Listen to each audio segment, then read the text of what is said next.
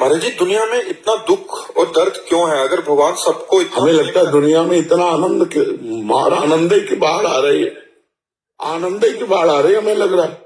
अब क्या चश्मा अपना अपना, तुमने दुख दर्द का चश्मा लगा रखा, उतारो, आनंद का चश्मा लगाओ, देखो आनंद ही आनंद है।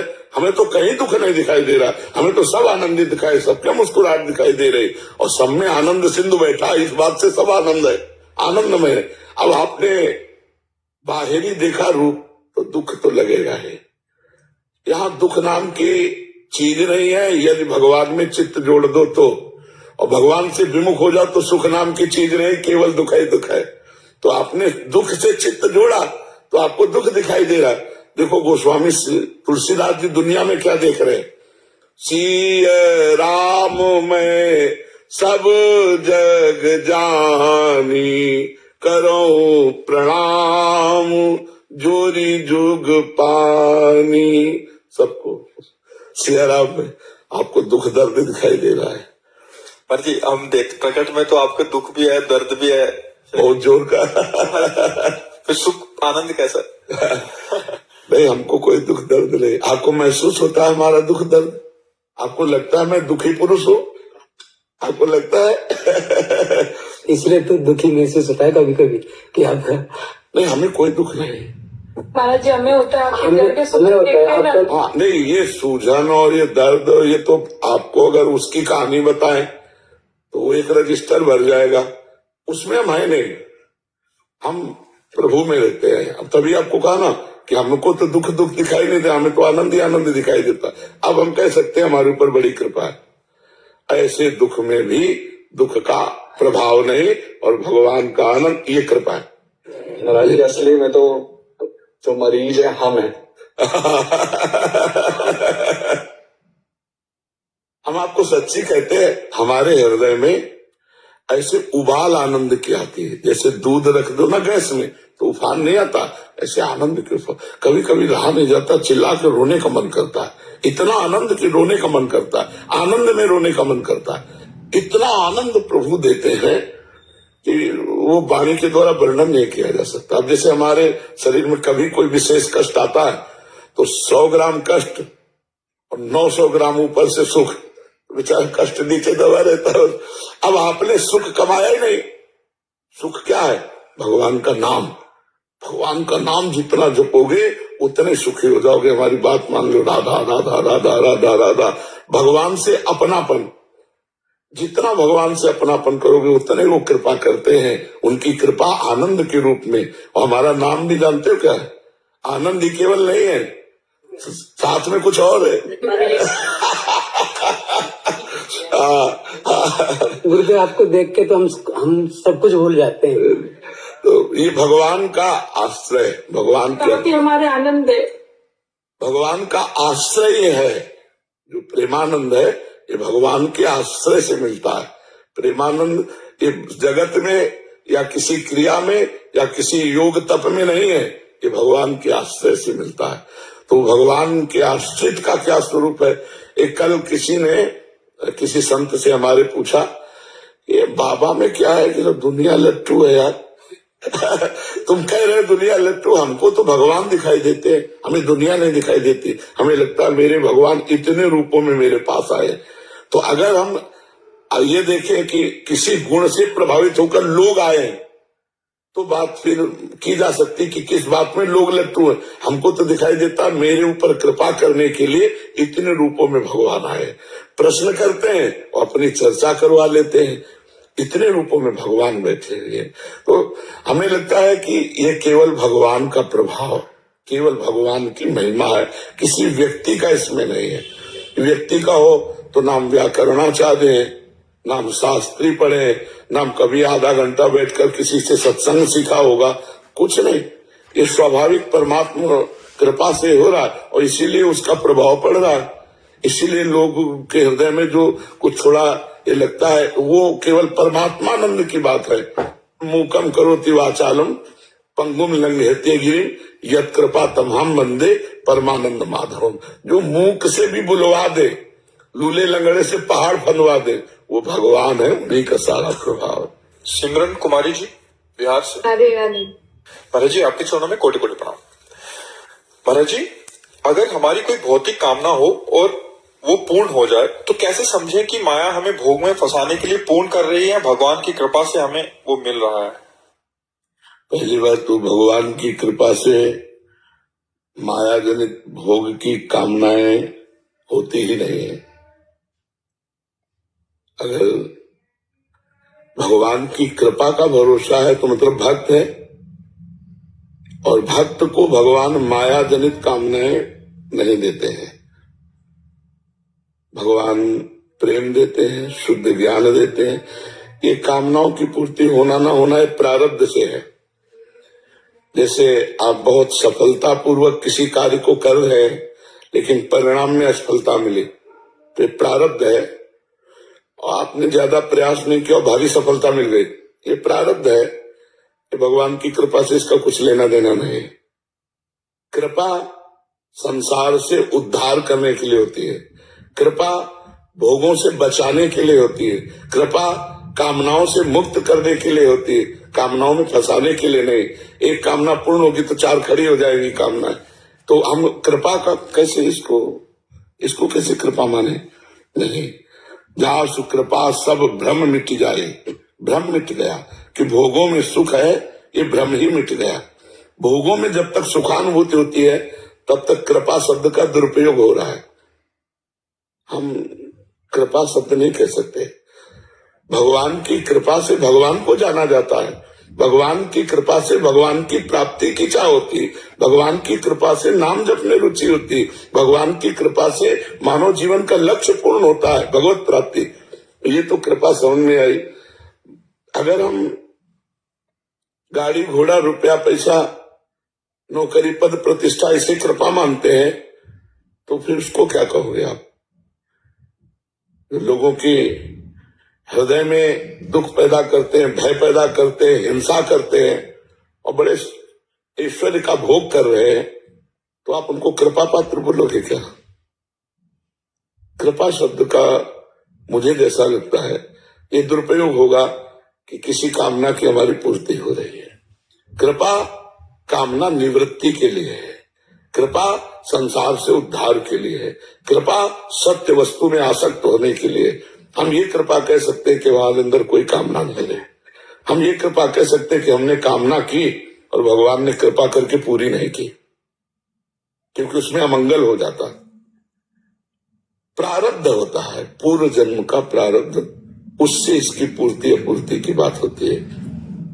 अगर हम कोई अनुष्ठान करते हैं भगवान से कि हमारी ये कामना पूर्ति हो जाए और हो जाती है, तो उस अनुष्ठान रूपी क्रिया का फल मिला, न कि भगवान की कृपा। कृपा तो हेतु की होती है, तुम्हारे करने से नहीं है, वो स्वाभाविक होती है। हमारी भाषा को समझ किसका प्रश्न है? शायद आप समझ पा रहे हो या ना समझ पा रहे हो, बच्चा हो अभी तुम, परमार्थ की भाषा है। तो अभी और नाम जप करो, नाम जप कर रहे हैं? हाँ, नाम जप आगे करो। कृपा शब्द बहुत बड़ी चीज है, कृपा बहुत बड़ी चीज है। भारी से भारी प्रतिकूलता में भी कृपा का अनुभव, भारी से भारी दुख में भी कृपा का अनुभव। तो अगर हम अपनी कामना की पूर्ति को केवल कृपा मान लेंगे तो मुझे लगता है कि कृपा का शब्द का दुरुपयोग होगा, वो सार्थक नहीं माना जाएगा।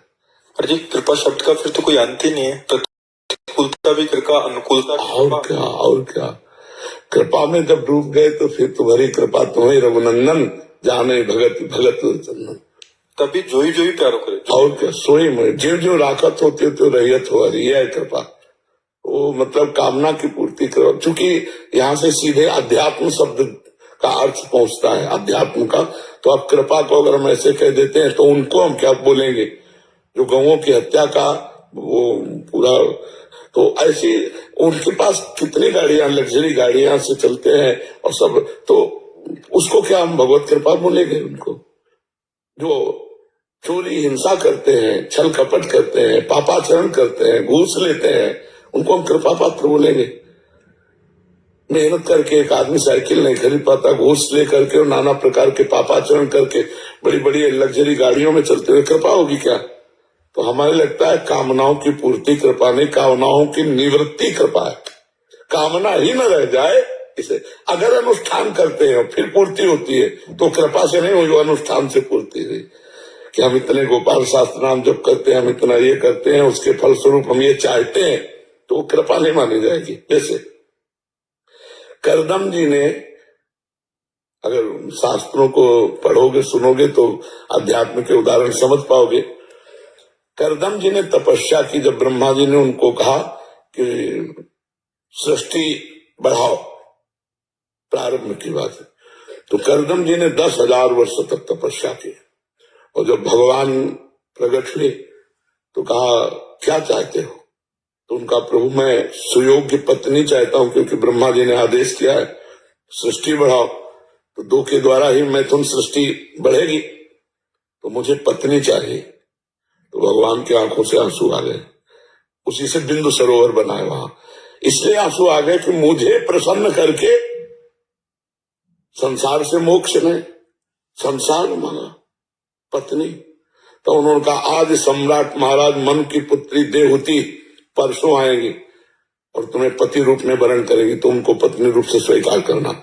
और अब कृपा कर रहे हैं भगवान कि मैं स्वयं तुम्हारे पुत्र रूप में आऊंगा और तुम्हें उपदेश देकर संसार से मुक्त करूंगा। ये कृपा कपिल भगवान के रूप, उन्होंने वरदान नहीं मांगा, वरदान तो केवल पत्नी का मांगा, पर कृपा भगवान ने की और कहा मैं स्वयं पुत्र रूप में आऊंगा। तो कपिल भगवान के रूप में आए और करदम जी को मोक्ष धर्म का उपदेश करके, देवहूति जी को उपदेश करके दोनों को परम पद प्रदान किया। तो कृपा तो मुक्त करने के लिए होती है, अहेतुकी होती है। तान्या सिंह जी प्रयागराज से। राधे राधे गुरु जी। महाराज जी, मेरा प्रश्न है कि वृंदावन में आने पर नाम जब भजन स्वतः ही होने लगता है, परंतु यहाँ से बाहर जाने पर मन पुनः संसार में लगने लगता है, माया अपना प्रभाव दिखाने लगती है, संसार ही सत्य लगने लग जाता है। धाम का प्रभाव तो है ही, ये तो नकार नहीं सकते, धाम का प्रभाव है। पर अगर हम उसी प्रभाव को बनाए रखें, अगर हम सात्विक भोजन करें और रोज वृंदावन की परिक्रमा करें मन से, तो हमारा भजन बढ़ने लगेगा। वृंदावन को चिंतवन यह दीप उर्बार, कोटि जन्म के अगतमय काट करे उजियार। करोड़ों जन्मों के पापों का नाश करके प्रेम प्रकाशित कर दे वृंदावन का चिंतन। हमारी ये प्रार्थना मान लो सब लोग कि वृंदावन आए हो तो अपने सीसी कैमरा में दिमाग के वृंदावन को भर के ले जाओ। हमारे पास आए तो इतनी सीन भरो, यमुना जी गए तो उतनी सीन भरो, बिहारी जी गए उतनी सीन भरो, परिक्रमा भरो। अब रोज जाओ, रोज बाबा के पास गए दंडवत किया, रोज बिहारी जी के दंडवत, यमुना जी की दंडवत आचमन, परिक्रमा, ये मानसिक पुण्य, महान पुण्य।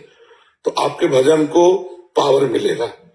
और रोज सत्संग सुनो और नाम जप में जबरदस्ती मन को लगाओ। यहाँ तो स्वाभाविक चलेगा क्योंकि यहाँ परमाणु ऐसे हैं, बाहर के मलिन परमाणु हैं, काम क्रोध लोभ माया जनित, तो वहां तो विघ्न पड़ ही जाएगा। पर अगर हमारी बैटरी चार्ज रहे तो मोबाइल काम करेगा, है नहीं? अगर बैटरी डिस्चार्ज कर दिया तो फिर बात नहीं बनेगी। सत्संग रोज सुने, नाम जब जिद्दी स्वभाव बनाकर नाम जब करे, हमें इतना करना ही है। और सात्विक भोजन करें और गंदे आचरण ना करें और वृंदावन का चिंतन करें, तो हमें लगता है आपका भजन जैसे वृंदावन में चलता है ऐसे बाहर भी चलने लगेगा। बाहर ना चलता हो ऐसी बात नहीं है, सब कोई वृंदावन नहीं रहता, लेकिन बाहर के लाखों लोग ऐसे हैं जो भजन कर रहे हैं, लाखों लोग ऐसे हैं जो बुरे आचरण छोड़ दिए हैं, लाखों लोग ऐसे हैं जो आत्मानंद की तरफ बढ़ रहे हैं, भगवदानंद की तरफ बढ़ रहे हैं। तो हम अपने आचरण सुधारें, भोजन सुधारें, चिंतन सुधारें और जबरदस्ती नाम करें। तो भाव को भाव अनख आलसहु, नाम जपत मंगल दिश दसहु। 10 दिशाओं में आनंद प्राप्त होने लगेगा। 10 दिशाओं में कहीं भी जाओ, ऊपर नीचे बाहर कहीं भी जाओ, सब जगह आनंद मिलेगा। हरीश प्रताप सिंह जी। राधे राधे राधे राधे महाराज जी। महाराज जी, क्या पूर्व में हुए पाप कर्मों को त्याग कर अब आज से भगवत मार्ग पर चलते हुए भगवत प्राप्ति हो सकती है? अगर ना होती तो कोई किसी को भी भगवत प्राप्ति न होती। बस ये सच्चे हृदय से भगवान की शरण में होकर नाम जप करे तो सब ठीक हो जाएगा।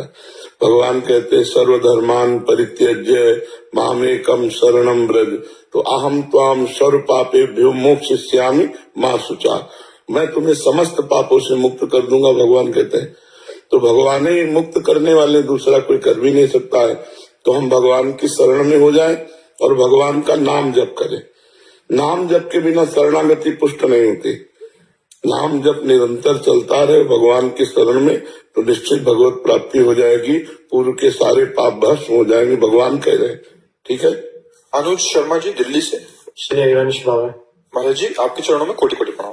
पूज्य गुरुदेव, आपकी प्रेरणा से साप्ताहिक भागवत कराने का सौभाग्य प्राप्त हुआ, जिसने आपको गुरु रूप में विराजमान करके सभी नियम पूरे किए गए। महाराज जी मेरा एक प्रश्न है कि क्या एकांत में और अकेलेपन में क्या अंतर है? एकांत तो होता है जहाँ भगवान के सिवा और कोई वृत्ति नहीं होती, और अकेलेपन में शरीर को लेकर के होता है कि हम कमरे में हैं अकेले, तो मान लिया कि हम एकांत है अकेले, लेकिन वास्तविक एकांत एक के बाद अंत, दूसरा कोई नहीं। एक श्री भगवान में वृत्ति लगना ही एकांत है। और व्यवहार में ऐसा कहते हैं कोई एकांत है, कमरे में बैठे हैं तो एकांत है, लेकिन प्रपंच का चिंतन चल रहा है तो एकांत कहाँ है? एकांत तो केवल एक ईश्वर के चिंतन के सिवा और कोई चिंतन ना हो। तो आप समाज में भी बैठे एकांत में हैं, और आप अकेले बैठे हैं कमरे में और प्रपंच का चिंतन कर रहे हैं, तो आप अकेले बैठे हुए भी प्रपंच में एकांत नहीं है। समझ गए? तो एकांत का वास्तविक स्वरूप है भगवान में चित्त का निरंतर जोड़ देना, उसे एकांत की भक्ति कहते हैं। और अकेलेपन का स्वरूप है कि हमारे पास कोई नहीं है, हम अकेले रह रहे हैं, तो अकेलेपन का स्वरूप है, उसका कोई व्यवहार से मतलब रखता है, और एकांत परमार्थ से संबंध रखता है। शरीर को जब तक लेकर हो, इंद्रियां भोगों का चिंतन कर रही हैं, तब तक कोई एकांत नहीं माना जाता, चाहे जा रहे हैं। अकेलापन तो शरीर को लेकर के है, परमात्मा को लेकर है क्या? तो शरीर इसे प्रपंच है, शरीर ही सारा प्रपंच है। इसी के लिए तो हम पाप कर्म करते हैं, इसी के लिए हम पुण्य कर्म करते हैं। इससे राग छूट जाए, पाप पुण्य दोनों से मुक्त हो गया, जीवन मुक्त हो गया। इसी का राग बड़ा कठिन है। तो जब भगवान के चिंतन में निरंतर, चाहे सभा में हो, चाहे बाजार में हो, चाहे वो किसी अकेले स्थान में हो, वो एकांत है। और जो भगवान का चिंतन नहीं करता है, अकेला बैठा है और प्रपंच का चिंतन कर रहा है, तो बैठा अकेला दिखाई दे रहा है, लेकिन पूरे संसार में है, वो अकेला नहीं है, वो एकांत नहीं है। समझ गए? किसका प्रश्न था जी? महाराज जी एक और प्रश्न है कि अगर प्रारब्ध समाप्त हो जाता है तो भी क्या पुनर्जन्म होता है? प्रारब्ध समाप्ति नहीं होने वाला, इतना गोदाम जमा है अनंत जन्मों का संचित कर्म से, उसी से बार बार जन्म, बार बार मर, उसमें आग लगनी चाहिए। उसमें भाई उससे कुछ निकाल करके इस मानव देह की रचना हो गई, तो इसमें भी तो कमाई हुई पाप और पुण्य की। वो गोदाम में जाके फिर जमा हो गया, और पीछे का स्टॉक जमा है ही है, और फिर हमें सुअर, कुत्ता, गधा, न जाने क्या क्या दुनिया, उसमें आग लगे और यहाँ का जमा ना हो पावे, और जो आया उसे भोग ले, तो मुक्त हो गए। यही भक्ति सिखाती है, यही ज्ञान अनुभव कराता है। तो अभी जो नवीन कर्म हो रहे हैं, इनमें पाप कर्म ना होने पाए सावधानी, और ये कर्म श्री भगवान को अर्पित कर दिए जाए, और हम भगवान के शरण में होकर नाम जप करते हुए प्रारब्ध को भोग ले, और भगवान से प्रार्थना करें, तो संचित कर्म को भगवान भस्म कर देते हैं।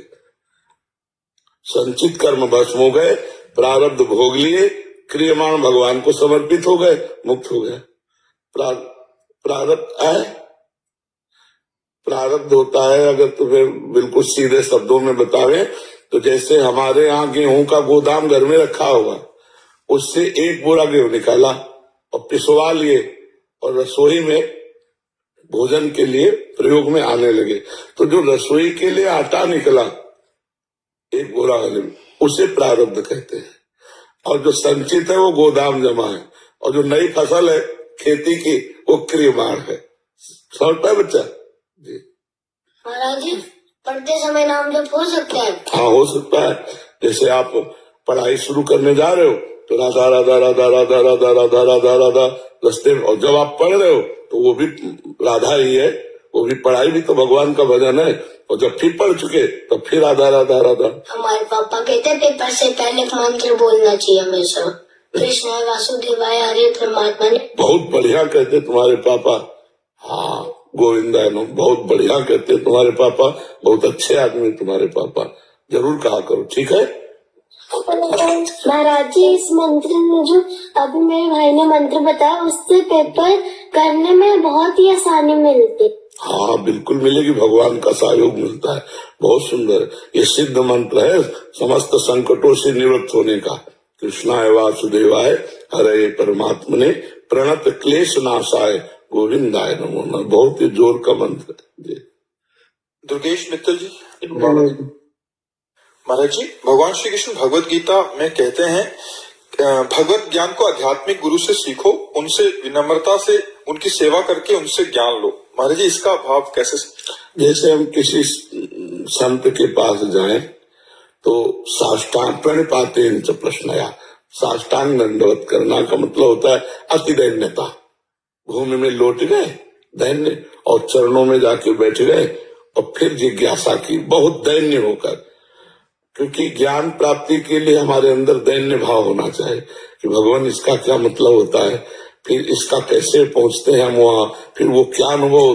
तो वो जब आपको देखेंगे दैन्य, तो ऐसा क्यों, वैसा मतलब तर्क विवाद आदि है तो वो अपने को छुपा लेंगे, ये अनाधिकारी है। आरत अधिकारी जब पावे गूढ़ो तत्व न साधु दुरावे। अब आंखों में आंसू झलक रहे हैं, दैन्यता से पूछ रहे हो, उनको समझ में आ गया पात्र है और वो उड़ते चले जा रहे वस्तु। इसलिए भगवान ने कहा प्रणिपाते सब प्रश्न, साष्टांग दंडवत करके बड़ी दैन्यता से उनसे भगवत संबंधी प्रश्न करने चाहिए जी। धर्मिष्ठा जी सूरत से। गुरुदेव, आपके चरणों में कोटि कोटि प्रणाम। महाराज जी, श्री हरि कृपा से आप गुरु रूप में मिले, आपसे श्री राधा नाम के साथ मधुर रसमय उपासना एवं सेवा मिली। प्रियाजू और लालजू से प्रीति जुड़ी, इसके लिए आपका बहुत कृतज्ञ भाव से। नहीं, इसमें कृतज्ञ भाव नहीं रखते हैं, बहुत हल्का शब्द है कृतज्ञ।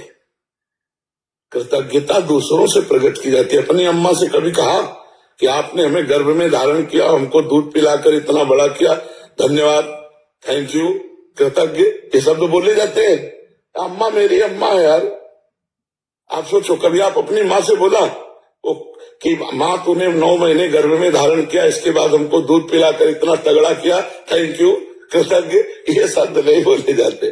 तो गुरु हमारी माँ है, गुरु हमारी माँ है, हम उनको धन्यवाद क्या दें। हम तो उनसे और लड़ेंगे, अगर हमारा मन ठीक नहीं है, हमारा भाव नहीं ठीक, तो हम और लड़ेंगे कि आपकी शरण में है, आप हमें देखो। गुरु माँ के समान होता है। माँ होती है ना, वो सदगुणी दुर्गुणी आगे सब नहीं दिखा देता। ऐसे सदगुरु साक्षात पर ब्रह्म आप हमारे हैं, हम आपसे प्यार करेंगे, आपसे लड़ेंगे, आपके हैं, धन्यवाद नहीं बोलेंगे। फिर भी धन्यवाद किसको, धन्यवाद दूसरों को दिया जाता है। हाँ, अपने कभी माता पिता को धन्यवाद नहीं दिया जाता है, ऐसे सदगुरु को धन्यवाद नहीं दिया जाता। सदगुरु हमारी आत्मा है, हम धन्यवाद क्या, हमें घसीटा है, हम तो विषय भोगों में आनंद ले रहे थे, आपने घसीटा है तो अब निर्वाह करो, हम जैसे विषय का निर्वाह करो, आप घसीट के श्री जी तक ले चलो। और इसमें धन्यवाद भी आपका रहे, आपकी गरज है, क्योंकि आपका स्वभाव है सत्तारणी का, तो स्वभाव तार देना आपका स्वभाव है, तो आप हमें छोड़ेंगे नहीं, पक्का विश्वास है। तो हमें अंदर से हम गुरुदेव की बलिहारी जाते हैं। बलिहारी और धन्यवाद में अंतर है, बड़ी कृपा की बलिहारी है आपके स्वभाव की, आपकी करुणा की, जो आपने मुझ जैसे नीच को घसीटते हुए आप ले जा रहे हैं। धन्यवाद या कृतज्ञता ये दूसरों को किया जाता है। गुरु अपनी आत्मा है, जैसे अपनी माँ से हम कृतज्ञता प्रकट नहीं कर सकते, ऐसे गुरुदेव से नहीं कर सकते। जैसे हम ये कहे ना गुरुदेव आओ, गुरुदेव भगवान आपने बड़ी कृपा की, ऐसा ऐसा, तो एक पराया सा लगता है। हम कभी गुरुदेव भगवान से ऐसा की कृपा हो, सब कुछ हमें आपकी गरज है महाराज, हमारी दुर्दशा आप देख नहीं सकते, जैसे माँ की गरज है। कहाँ गया, 11 बज रहे, अभी भोजन नहीं किया, समझ रहे, उसको पीड़ा है अपने पुत्र को पवाने की। और जब वो पा लेता है तो उससे पूछो आपको क्या मिला, कुछ नहीं, पर वो पा लिया ना, यही बात का सुख है। ऐसे ही आपको भगवत प्राप्ति हो गई ना, इसी बात का सुख है।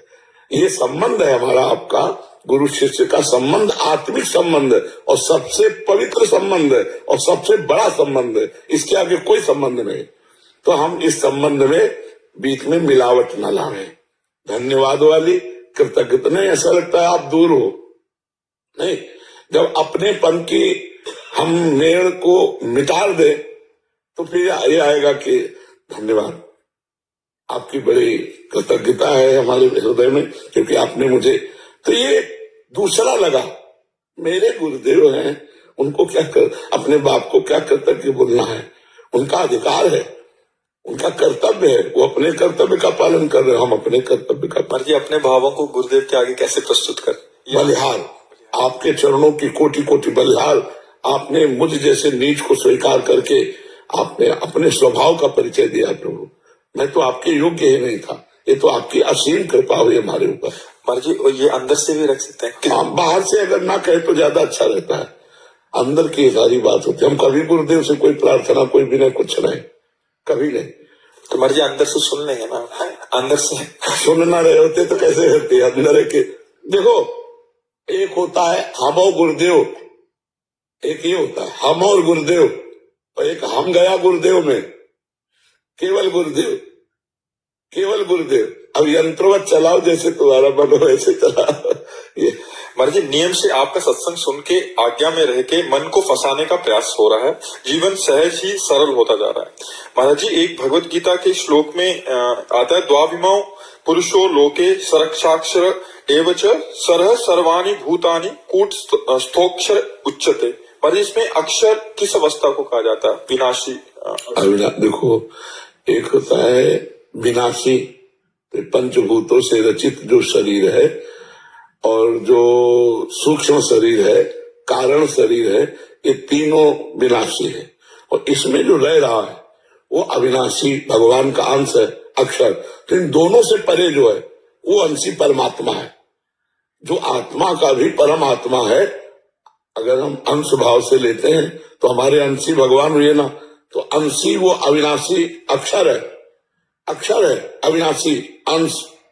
उससे भी महान वो अविनाशी अंशी है, अविनाशी अंश इससे श्रेष्ठ है, क्षर से श्रेष्ठ अक्षर, और क्षर अक्षर दोनों से श्रेष्ठ वो अविनाशी परमात्मा।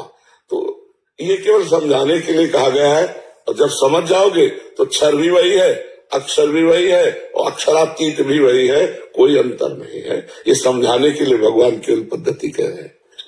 महाराज जी ज्ञानेश्वरी गीता में लिखा है कि निंदा अवस्था जा चुकी लेकिन पूरी जागृति नहीं आई है, उसके बीच की ये अवस्था जो परमात्मा और माया के बीच का जो मध्यस्थ है ना, वही अक्षर कहा गया है। देखो, इतना जान लो, मूल से जब जानोगे कि भगवान श्री कृष्ण ही केवल पहले थे, भगवान श्री कृष्ण ही बाद में रहेंगे, तो बीच में क्या है?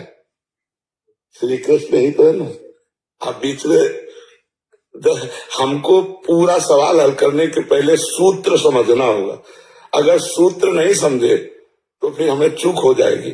सृष्टि के पहले केवल श्री कृष्ण थे, सृष्टि के बाद केवल श्री कृष्ण ही रहेंगे, तो बीच में क्या है? हाँ, श्री कृष्ण। मत्ता परतरम नान्यत किंचिदस्ति धनंजय। हे अर्जुन, मेरे सिवा कुछ नहीं है। क्षर भी वही है, अक्षर भी वही है, माया भी वही है, अक्षरातीत भी वही सब कुछ है। जब ये मान लोगे तो चैन मिल जाएगी। नहीं, अब हम विभाग करेंगे तो जो नहीं है उसको त्यागने की बड़ी सामर्थ्य चाहिए, और जो है उसे ग्रहण करने की सामर्थ्य चाहिए। तो महाराज जहां लिखा नहीं है वहां भी है, जहां लिखा हो ये परमात्मा नहीं है तो वहां भी है। कोई ऐसा, जैसे मुर्दे में परमात्मा नहीं है, आप है मुर्दे में परमात्मा नहीं है, उसमें भी है। बेन के मुर्दे शरीर से पृथु भगवान का अवतार हुआ, भागवत में पढ़ के देख लेना। पृथु दाहिनी भुजा से और बाई भुजा से अर्ची महारानी, मरे हुए शरीर के, बेन के शरीर से। कहो सो कहा जहां प्रभु। अच्छा, शास्त्र की बातें हैं, समझाने के लिए ईश्वर का अंश कहा गया जीवात्मा,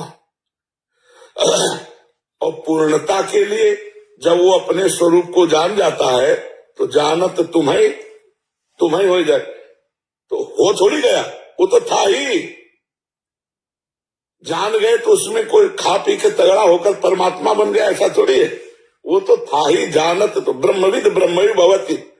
जो ब्रह्म को जान लेता है वो ब्रह्ममय हो जाता है। ये केवल कहा जाता है, वो ब्रह्म था, ब्रह्म है, ब्रह्म ही रहेगा, केवल भूल गया था, इसलिए बात है, समझनी है। तो भगवान गीता जी में या भागवत में या शास्त्रों में विस्तार पूर्वक कुछ को कहा। दो पद्धतियां हैं भगवत प्राप्ति की, ब्रह्म ज्ञान की, अन्वय और व्यतिरेक। अन्वय कहते हैं है, व्यतिरेक माने नहीं है। तो हम जब नहीं है से चलते हैं कि ब्रह्म सत्यम जगन मिथ्या, तो त्याग को स्वीकार करके धीरे धीरे धीरे धीरे जब हम पहुंचते हैं जहां सत्य है, ब्रह्म सत्यम, फिर वहां से देखते हैं तो सर्वम खलमिदम ब्रह्म, सब कुछ ब्रह्म ही है, कुछ असत नहीं है, वही सब कुछ बना हुआ है जी। सत्यम सिंह जी वाराणसी से। गुरुदेव राधा वल्लभ श्री हरिवंश। गुरुदेव आपकी कृपा से राधा नाम जब करना शुरू किया था, फिर तो उसके बाद श्री जी की कृपा से सब कुछ अपने आप सही से ही होने लगा।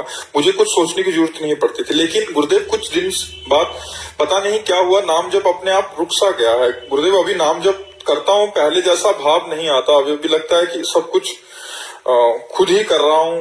मन में गलत विचार भी आने लगते हैं महाराज जी। ऐसे में देखो, एक बताएं, भजन में जो प्रारंभिक आनंद मिलता है वो अपने साधन का नहीं होता है, वो भगवान की कृपा का होता है। जैसे किसी को वानगी दी जाए ना,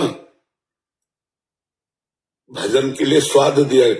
अब किसी को चाय का नशा डलवाना हो तो अपनी तरफ से 2-4 चाय बना के पिलाओ, फिर छोड़ दो, वो अपने आप पीछे घूमेगा, चाय पिला दो। ऐसे ही भगवान अपनी तरफ से जीव को भगवदानंद देते हैं। बोले पहले जो भजन में आनंद आता था वो अब नहीं आता, अब तुम साधन करो। उन्होंने ये दिया कि थोड़ा चख लो, आनंद ये होता है, अब तुम्हें साधन करना पड़ेगा। देवर्षि नारद जी अपने चरित्र में भगवान व्यास देव जी को बताते हैं कि जिस समय मैं 4 महीने संतों की सेवा में रहा और उनकी जूठन पाई, मेरी चित्त वृत्ति भगवान में लग गई। जब माँ को सर्प ने काट लिया और मैं छोड़ करके जंगल में गया, एक सरोवर देखा, वहां स्नान किया, आचमन किया और पीपल के नीचे बैठकर जे ही भगवान का ध्यान लगाया तो ध्यान में भगवान प्रकाशित हो गए। अभी हम देख भी नहीं पाए थे कि भगवान अंतर ध्यान हो गए। अब मैं बड़ा विचलित हुआ, तब आकाशवाणी हुई कि ऐ बालक, अब कचरे योगी को मेरा साक्षात्कार नहीं होता, इसलिए मैं तुम्हें लुभायमान करने के लिए थोड़ा रूप दिखाया। अब तू भजन कर और फिर मेरे को प्राप्त होगा, सदा सदा के लिए प्राप्त होगा। तो ये जो प्रारंभिक भजन में हमको आनंद मिलता है वो हमारा साधन जनित आनंद नहीं होता, वो कृपा जनित होता है। आप साधन करो। और 3 गुण होते हैं, सतोगुण, रजोगुण, तमोगुण। जब रजोगुण तमोगुण आएगा तो भजन में मन नहीं लगेगा, भोग अच्छे लगेंगे। तमोगुण आएगा तो गुस्सा आएगी, वो आने दो, चुपचाप नाम जप करते रहो। आगे इनको क्रॉस कर जाओगे तो जो आनंद ऐसे मिल रहा था वो आगे मिलेगा अखंड आनंद। निरंतर भजन का प्रभाव होता है अखंड आनंद। तो ऊबो मत, कामनाएं पूर्ति होना भजन का फल नहीं है यार। हम ये भी पीछे वाले बैच में कह रहे थे, कृपा का तारतम्य इससे नहीं है। अरे नाना प्रकार की भोग सामग्रियां, नाना प्रकार के सांसारिक पदार्थ, वस्तु, व्यक्ति, स्थान, ये पापियों के पास भी है। इसको हम कृपा से न तोले। कृपा को तोले हमें संसार अच्छा नहीं लगता, हमारे द्वारा पाप आचरण नहीं होते, हम निरंतर भगवान का नाम जप करते, दूसरों का परोपकार करते, ये कृपा है। इससे भगवान का तारतम्य जोड़ो। रुपया पैसा मिल गए, कामनाओं की पूर्ति हो गई, सब बढ़िया चल रहा है, बोले बड़ी कृपा। अब आ गया नंबर विपत्ति का तो बोले अब हमें लगता है भगवान हमसे नाराज हो गए क्या, अब वो लाभ नहीं मिलता है। वो नाम का लाभ नहीं था, वो प्रारब्ध भोग था। अच्छा प्रारब्ध आया, चकाचक सब कामनाएं पूर्ण हो रही, नाम जब फिर भी चल रहा, बुरा प्रारब्ध आया, भारी संकट आ गया, तो वो नाम जप कर, नाम जप कहा है कि भारी संकट को भी सह जाओ और जो आई हुई अनुकूलता उसमें अभिमान न हो, आई हुई प्रतिकूलता उसमें शोक न हो, और निकल गए और भगवत प्राप्त हो गए। ये है भगवान की कृपा। तो नाम जप को और बढ़ाओ। गंदे आचरणों के जो चित्र आते हैं वो मिटने के लिए आते हैं, वो तुम्हें परेशान करने के लिए नहीं आते। इसलिए उन चित्रों को देखकर लुभायमान मत हो और नाम जब बढ़ाओ। अभी तो क्या, अभी बच्चा हो, अभी तो बहुत बड़ी मंजिल है। ठीक है। खुशी सहगल जी जमशेदपुर से। राधे राधे गुरु जी। राधे राधे महाराज जी। महाराज जी, आध्यात्मिक मार्ग में हमारे पथ से हम भटक क्यों जाते हैं? मन सदैव एक जगह क्यों नहीं लगा रहता? अभी हमारी सुख बुद्धि भोगों में है, संसार में है। हम जबरदस्ती भजन कर रहे हैं, लेकिन आंतरिक स्थिति तो भोगों में ही है ना। तो हम जहां छोड़ेंगे तो भोग में भाग जाएगा मन। और जिस दिन हमारा मन प्रभु में लग गया तो भोगों के बीच में भी रहते हुए हमें भोगाकर्षण नहीं होगा, हमें भगवद आकर्षण होगा। अभी हम भोगाकर्षण हैं।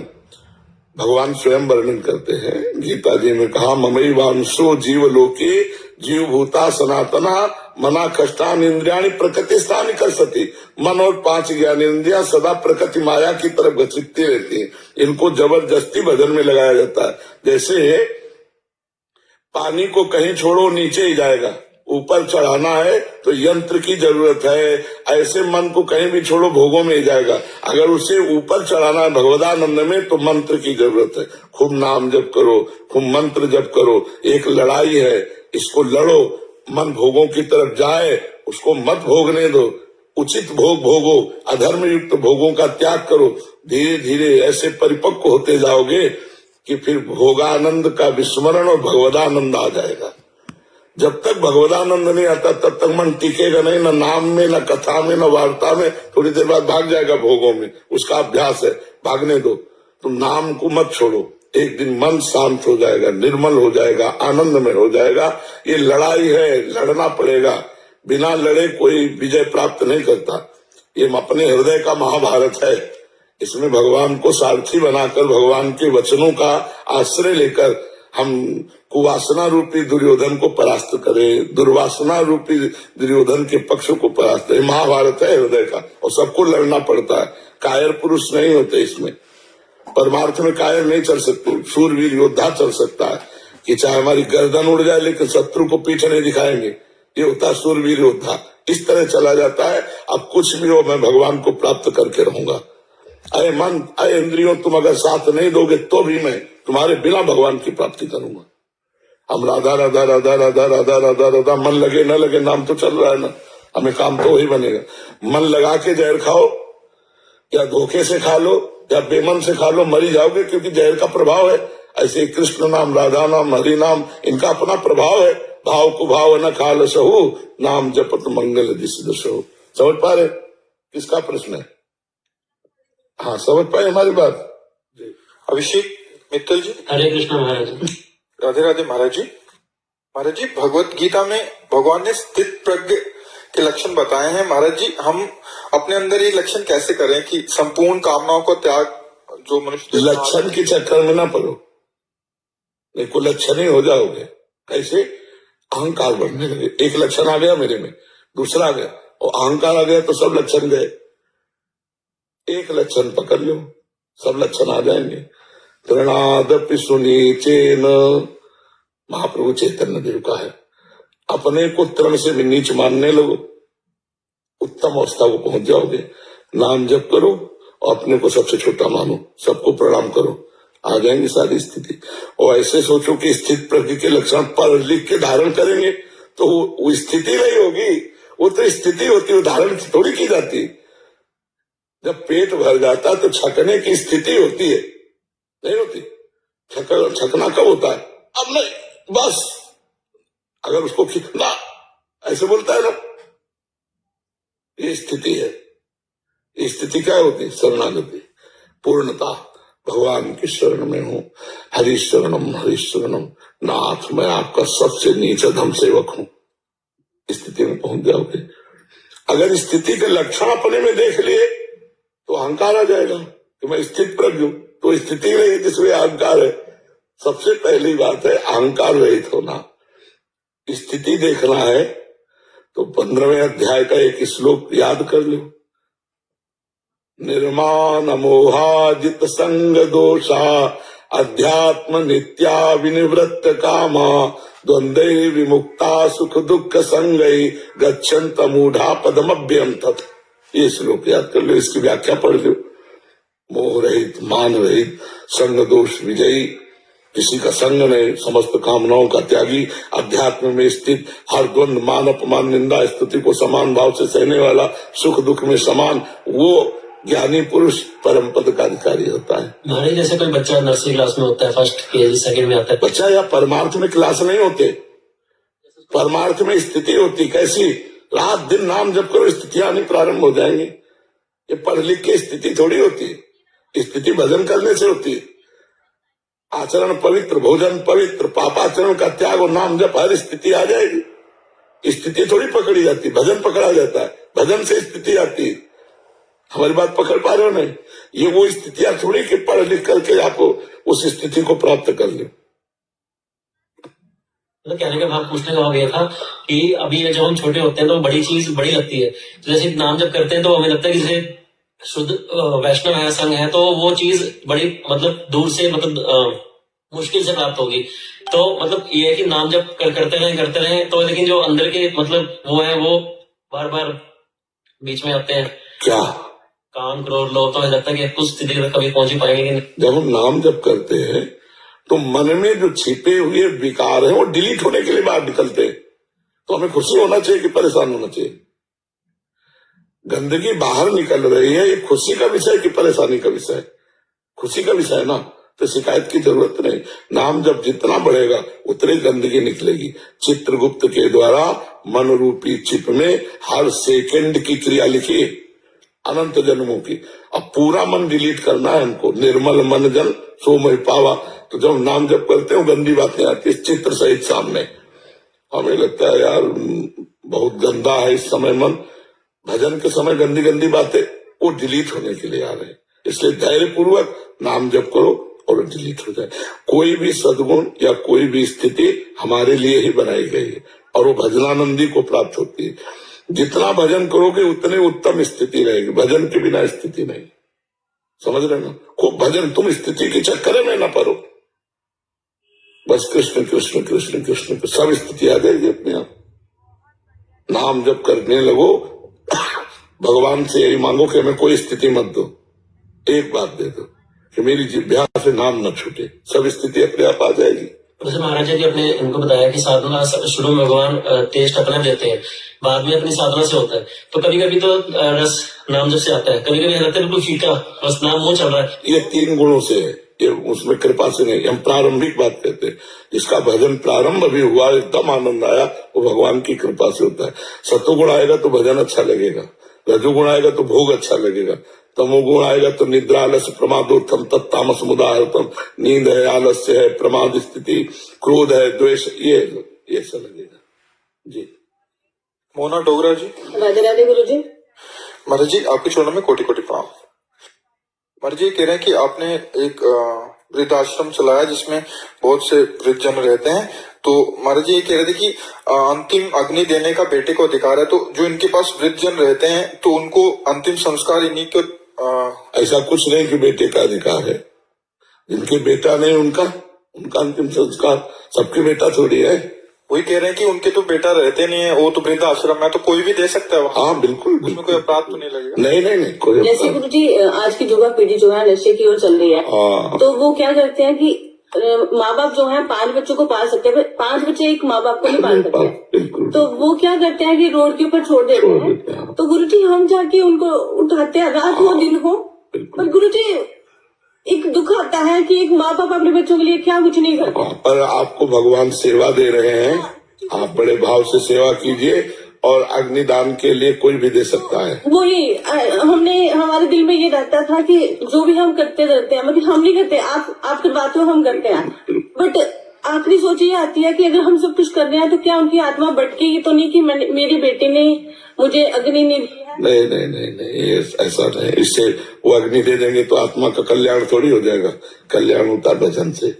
इन बातों से कुछ देखो, अगर जीवन भर भजन किया और मरने के बाद हमारे शरीर को गटर में फेंक दिया जाए तो हम नरक जाएंगे क्या? परम पद है। और जीवन में खूब पापाचरण किए और मरने के बाद तीर्थ रात प्रयाग में तुम्हारा शरीर फूका जाए तो परम पद थोड़ी मिलेगा, नरक मिलेगा। क्योंकि पिंजड़े के फूकने से पंछी तो उड़ गया है, वो कर्मानुसार सुख या दुख पाएगा। पिंजड़े के फूकने से कुछ नहीं होता है। ये शरीर का अंतिम संस्कार है। पंछी तो उड़ गया, जो उसमें जीवात्मा है वो तो गया। अब ये शरीर है पिंजड़ा, अब इसको फूंक दो चाहे पवित्र स्थान में, चाहे जैसे हम इसका महत्व तो नहीं रखते।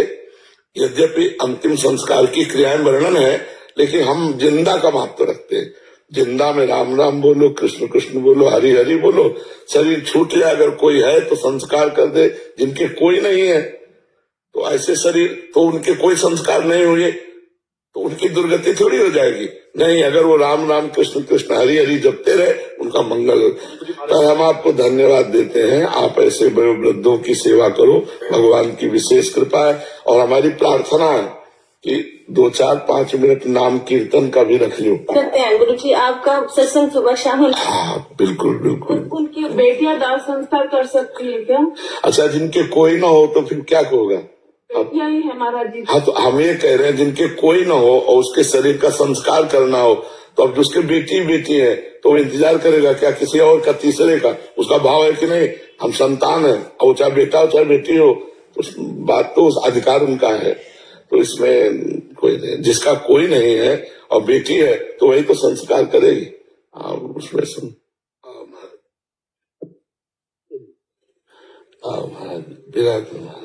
महाराज दंडोत।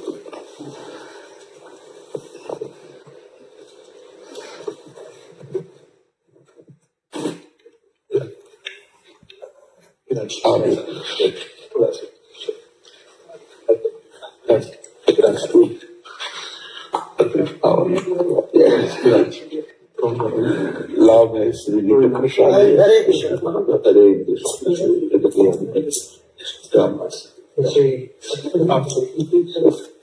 महाराज जी पहले भी आए थे, आपके दर्शन करने आए।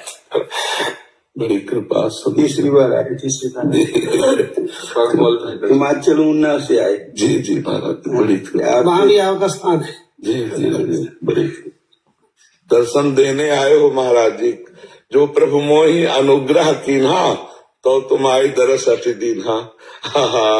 जैसे जैसे हरि कृपा करते हैं तो संत जनों के दर्शन होते हैं, चाहे आके दे चाहे जाके करे, संत दरस भगवान की कृपा से ही होते। तो आप हमें घर बैठे दर्शन दिए कि ये ठाकुर जी की कृपा है। ठाकुर जी की राधा रानी की कृपा से कृपा है महाराज जी। महाराज जी भजन में मन लगे ऐसा तो बताओ कृपा कर। जब तक स्वाद नहीं मिलेगा भजन का तब तक मन भजन में लगता नहीं है, जबरदस्ती भजन करना पड़ता है। निज सुख बिन मन होई की थीरा। निज माने कृष्ण सुख, आत्म सुख, परमात्म सुख जब मन को मिल जाता है तब ये फिर इधर उधर नहीं जाता है। और जब तक इसे मिलता नहीं परमात्म सुख तो मना खष्टान इंद्रियाणि प्रकृति स्थान कर सती। मन 5 ज्ञान इंद्रियों के साथ शब्द स्पर्श रूप रस गंध इन्हीं में भ्रमण करता रहता है। तो हमें चाहिए कि हम अपने लक्ष्य में दृढ़ रहें।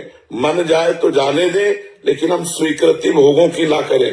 तो नाम जप के प्रभाव से धीरे धीरे धीरे मन जब निर्मल होगा तो शांत हो जाएगा। पाप युक्त मन अशांत होता है और निष्पाप मन शांत होता है, और शांत मन में भगवान की झांकी आती है। जैसे हम कृष्ण कृष्ण जपे तो कृष्ण नाम ही कृष्ण रूप को प्रकाशित कर देगा और मन पंगु होकर श्री कृष्ण रूप में सदा सदा के लिए समर्पित हो जाएगा। सावई मना कृष्ण पदार विंदयो, जैसे अम्बरीश जी का मन सदैव श्री कृष्ण में लगा रहता था, ऐसे यदि हम नाम जप करें, भगवत कथा सुने, गुरु सेवा करें, संत सेवा करें, तो इस अभ्यास से हमारा मन निर्मल होने लगेगा और श्री कृष्ण में लग जाएगा। हमें धैर्य की आवश्यकता है, हम विचलित न हो। जिस समय हम भजन करते हैं उस समय जो मन में हमारे चित्र आते हैं, गलत बातें आती हैं, वो आती नहीं है, वो डिलीट हो रही है।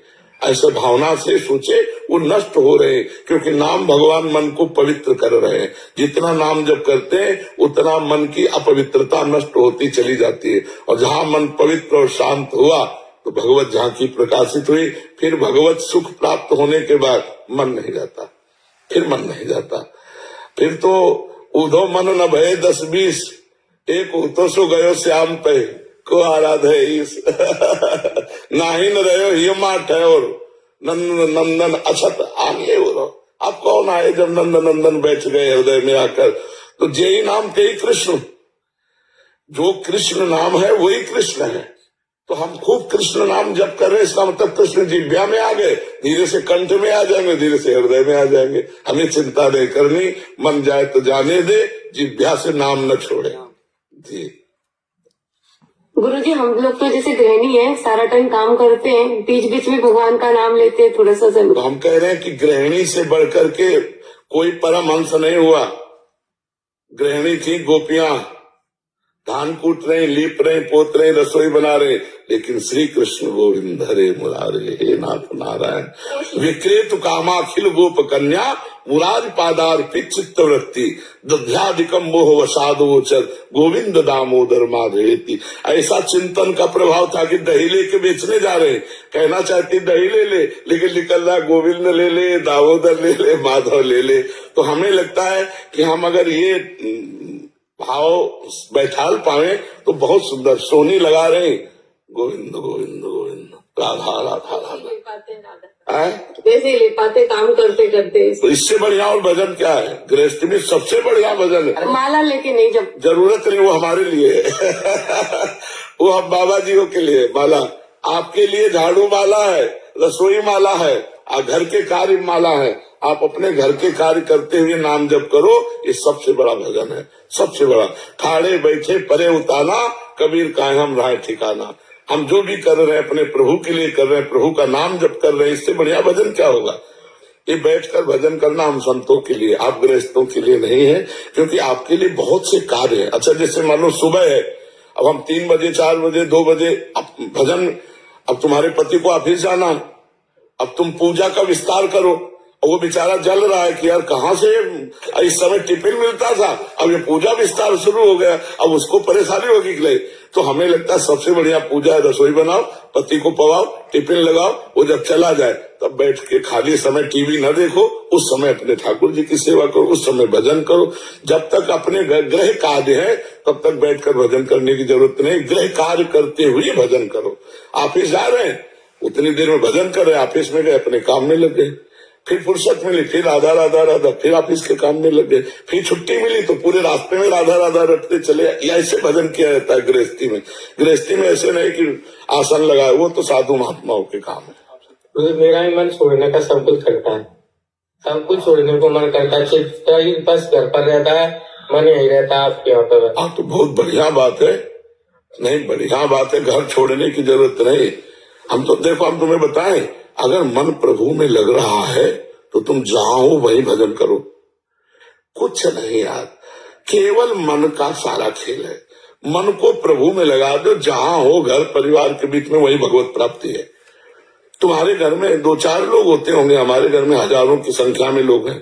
तुम्हारी रसोई में 2-4-10 की बनती होगी, यहाँ हजारों की संख्या में बनती है। तो हमें लगता है कि उद्देश्य में मन लगा देना ही, भागने की जरूरत नहीं। कहाँ भाग के जाओगे? यहीं पे वृंदावन। तो अगर तुम्हारा मन वृंदावन में प्रिया प्रीतम में नहीं लगा तो हमें लगता है उतना ठीक नहीं जितना वहां से लग के वृंदावन में मन लग रहा है।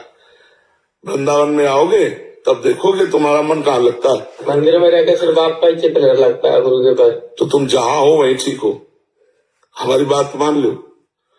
अपने परिवार में बड़े वृद्ध हो, उनकी सेवा करो, मेहनत करके कमाओ, परिवार का पोषण करो, नाम जप करो, चिंतन करो। वृंदावन का बढ़िया बात है। और वृंदावन में आके बुद्धि संसार में लग गई, गया मामला। समझ लो, हम बहुत पक्की बात तुमसे कहते हैं, खूब अनुभव की बात कहते हैं। जो जहां हो वहीं रहो, भजन